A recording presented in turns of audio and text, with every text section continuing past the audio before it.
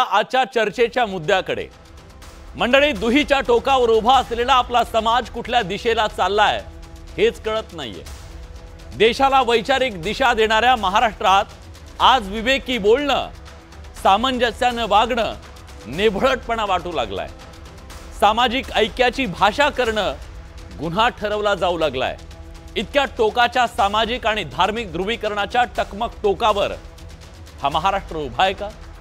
सामाजिक व्यासपीठावरून एकमेकांना आरेला कारेची शिवराळ भाषा सुरू आहे।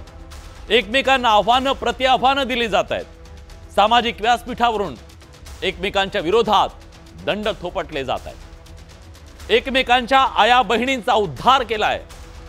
जीभ छाटण्याची भाषा सुरू झाली आहे। एकोप्याची भाषा करणाऱ्याला झुंडीनं चेपलं जात आहे। झुंडीनं सांगितलं जात आहे व्हिडिओ डिलीट करा।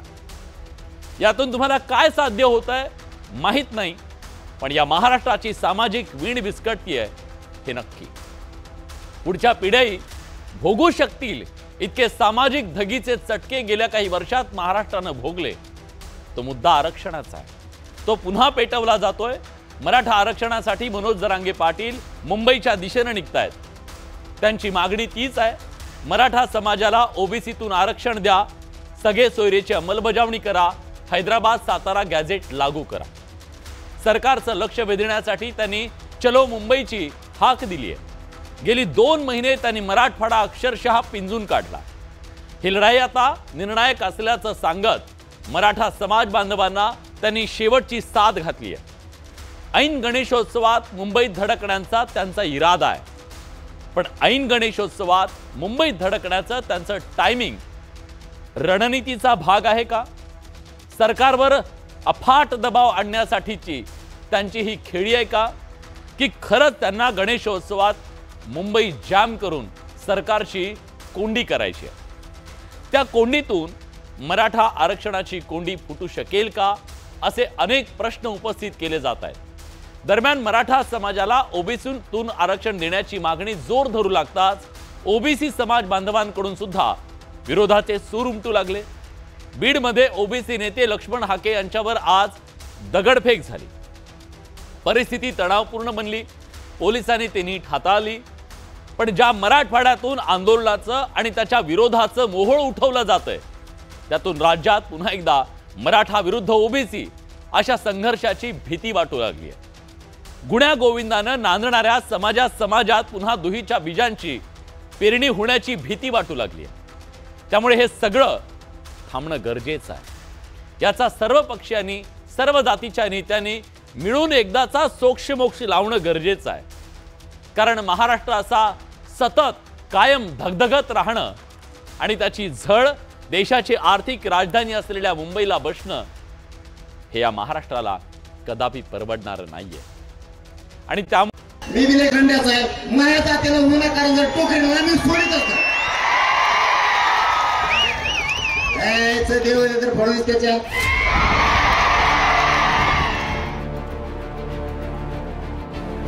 मराठा आंदोलक मनोज जरांगेंच्या याच विधानावरून भाजपनं जरांगेंवर टीकेची झोड उठवली आहे। आरक्षणाची मागणी करणाऱ्या जरांगेंनी फडणवीसांच्या आईवर खालच्या पातळीवर जाऊन टीका केल्याचा आरोप होतोय। परिणामी भाजपनं आता जरांगेंविरोधात अतिशय आक्रमक पवित्रा स्वीकारलाय। आरक्षणाच्या नावाखाली दुकानदारी बंद करा, फडणवीसांच्या आईवर खालच्या शब्दात टीका केली तर अजिबात खपून घेणार नाही, असा इशारा भाजपनं जरांगेंना दिला। मराठा आरक्षणाच्या नावाखाली दुकानदारी चालवून तुम्ही ज्या पद्धतीमध्ये महिलांचा अपमान करतायत, राज्याचे मुख्यमंत्री देवेंद्रजींच्या आईचा अपमान केला, हा कदापि सहन केला जाणार नाही। आणि एवढीच जर तुम्हाला खाज आहे तर ज्या शरद पवारांनी तुम्हाला एवढे वर्ष आरक्षण दिलं नाही, त्या शरद पवारांचं नाव का घेत नाही? आणि तुम्हाला निवडणुका आल्या की राजकीय भांडवल फुटतं आणि आरक्षणाचं तुमची नौटंकी सुरू होते। जर तुम्ही याच्या पुढे देवेंद्रजी आणि त्यांच्या आईबद्दल एक अपशब्द जरी बोललात तर तुम्हाला तुमच्या भाषेत उत्तर द्यायला आम्ही कमी करणार नाही, हा माझा इशारा तुम्हाला आहे। जरांगेने आरक्षणाची लढाई लढावी, पण ती लढत असताना आमच्या फडणवीस साहेबांच्या आईबद्दल अगर अपशब्द बोलण्याची हिंमत करत असेल तर ती वळवळणारी जीभ हातात काढून देण्याची ते सामर्थ्य आमच्यासारख्या 96 कोळी मराठ्यांमध्ये आहे. फडणवीसांच्या आई संदर्भात जरांगेंनी विधान केल्याचा आरोप करत भाजपनं जोरदार तोंडसूक घ्यायला सुरुवात केली आहे. त्यामुळे जरांगेंनी पुन्हा एकदा भाजपवर पलटवार केला. तुमच्या आईप्रमाणेच आमच्या आईचीही काळजी करा असं म्हणत जरांगेंनी भाजपच्या टीकेवर पलटवार केलाय. त्याचवेळी आपण फडणवीसांच्या आई संदर्भात बोललो नाही हे सांगायला जरांगे विसरले नाहीत. आरक्षण बी द्या, कारण आमच्या बी आई बहिणी, आमच्या बी आई रात्रंदिवस राब कष्ट करतात, त्यांचे लेकरं फाशी घ्यायला लागलेत. तुमच्या आईप्रमाणे आमच्या बी आईला तोला जरा आणि त्या आईच्या लेकराला आरक्षण द्या.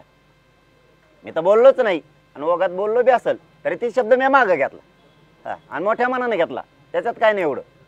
आमच्या मोठ्याचं मन आहे, तुमच्यासारखा आडमोठापणा नाही आहे. पण स्वतःच्या आईत दुसऱ्याच्या आईला पण तोला, कारण आमच्या आई रक्ताच्या थारोळ्यात पडल्या होत्या, ते बी बघा. पण जरांगेंच्या या स्पष्टीकरणानंतरही भाजप काही शांत होत नाहीये. किंबहुना मुंबईच्या दिशेने निघण्याची तयारी करणाऱ्या जरांगेंना महाराष्ट्र माफ करणार नाही असा इशारा भाजपचे नेते प्रवीण दरेकरांनी दिलाय. सुसंस्कृत महाराष्ट्र जरांगेंना कधीही माफ करणार नाही. डीजेवर बंदी घातली मुंबई उच्च न्यायालयानं. कायद्याची जबाबदारी पोलिसांवर आणि जरांगे घसरतात मुख्यमंत्र्यांच्या आईवर. व्यक्तिगत द्वेषाने पछाडलेल्या जरांगेंनी पुन्हा एकदा मुख्यमंत्र्यांच्या आईचा अपमान केलाय. असे करणारा छत्रपती शिवाजी महाराजांना मानणारा असूच शकत नाही. एका बाजूला पवार साहेबांचं गुणगान करायचं, कौतुक करायचं, पालख्या व्हायच्या, आणि दुसऱ्या बाजूला मुख्यमंत्र्यांना आईवरून शिव्या द्यायच्या. हे कुठलं आलं धोरण? एकीकडे भाजपकडून जरांगेंवर टीकास्त्र डागलं जात असताना वकील गुणरत्न सदावर्तेंनीही जरांगेंच्या मुंबई मिशनला अडवण्याचे प्रयत्न सुरू केल्याचं दिसतंय. सदावर्तेंनी पोलीस महासंचालकांना मुंबई पोलीस आयुक्तांना पत्र लिहून कारवाईची मागणी केली आहे. उच्च न्यायालयात एखादं प्रकरण न्यायप्रविष्ट असतंय, त्या विरुद्ध अशा प्रकारचं आंदोलन करणं हे अयोग्य आहे, हे चुकीचं आहे. त्याच्यामुळे आमचं म्हणणं पोलीस अधिकाऱ्यांना हे सुद्धा होतं की तुम्ही तातडीने कंटेम्प्ट ऑफ कोर्टसाठी उच्च न्यायालयामध्ये अर्ज करावा. त्यासोबतच जरंगेवर FIR झाला पाहिजे, त्यासोबतच जरंगेला पावबंद केलं पाहिजे. मराठा समाजाच्या आरक्षणाच्या मागणीसाठी जरांगेंनी पुन्हा एकदा आक्रमक पवित्रा स्वीकारलाय. या जरांगेंनी पुन्हा एकदा फडणवीसांना लक्ष केलंय. त्यामुळे फडणवीसांवरील टीकेनंतर भाजपनेही जरांगेंविरोधात त्याच गतीनं पलटवार केल्याचं पाहायला मिळतंय. त्यामुळे मराठा आरक्षणाच्या या लढ्यात जरांगे आणि सरकारमध्ये पुढे नेमकं काय घडतं? जरांगेंचा मोर्चा खरंच मुंबईत येतो की त्याआधीच तो रोखला जातो हे पाहणं महत्त्वाचं ठरणार आहे. शरद जाधव, न्यूज 18 लोकमत, मुंबई.